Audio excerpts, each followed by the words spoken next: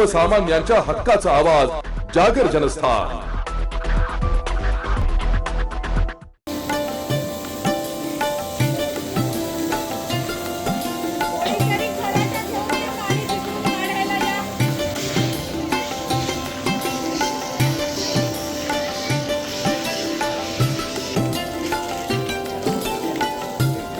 देशाचे पंतप्रधान नरेंद्र मोदी हे 12 जानेवारीला नाशिक दौऱ्यावर होते। त्यावेळी त्यांनी सर्व मंदिरात स्वच्छता करून स्वच्छता अभियानाचं आवाहन देशवासियांना केलं होतं।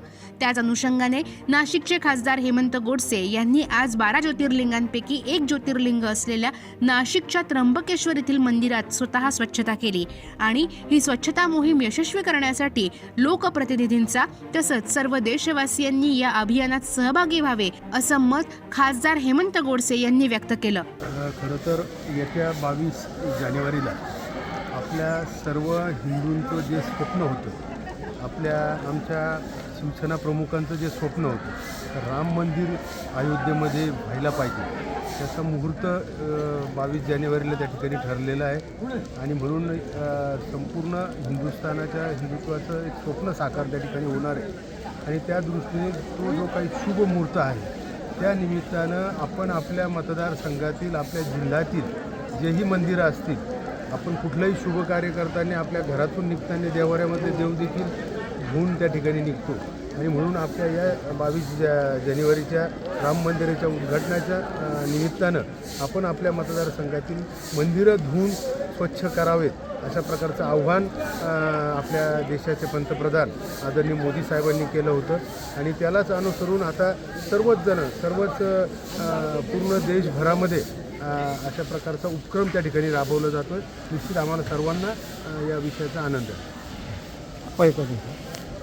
एक महत्त्वाचं स्थान आपल्या संपूर्ण देशामध्ये या ठिकाणी मानलं जातं। आपल्या देशाचे पंतप्रधान आदरणीय मोदी साहेबांनी आपल्या सर्व देशवासियांना या ठिकाणी आव्हान केलं आहे का येत्या 22 जानेवारी रोजी आपल्या सर्वांचं जे स्वप्न होतं ते साकारतं आहे। शिवसेना प्रमुख बाळासाहेब ठाकरे यांनी देखील राम मंदिर अयोध्येमध्ये व्हावं हे जे स्वप्न पाहिलं होतं, निश्चित आपल्या सर्वच भारतीयांचं या ठिकाणी स्वप्न साकारतं आहे आणि या शुभ कार्यासाठी आपण आपल्या जिल्ह्यातील मतदारसंघातील जी मंदिरं असतील ते स्वच्छ करावेत असं आव्हान या ठिकाणी केलं होतं आणि त्या ठिकाणावरून संपूर्ण देशभरामध्ये अतिशय चांगल्या प्रकारे प्रतिसाद मिळून सर्वच जण या ठिकाणी आपल्या परिसरातील मंदिरं स्वच्छ करतात। खासदार हेमंत गोडसे यांनी आपल्या जिल्ह्यातील सर्व मंदिरं स्वच्छ करून पंतप्रधान नरेंद्र मोदी यांच्या आव्हानाला प्रतिसाद देत सर्व देशवासींनी या अभियानात सहभागी व्हावं आणि 22 जानेवारीला अयोध्येत होणाऱ्या राम मंदिर जीर्णोद्धाराचा उत्साहात सहभागी होत राम मंदिर जीर्णोद्धार उत्सव मोठ्या उत्साहात साजरा करावा। आपल्या घरात रांगोळ्या काढत दिवे लावत राममय वातावरणात सर्वांनी आनंद घ्यावा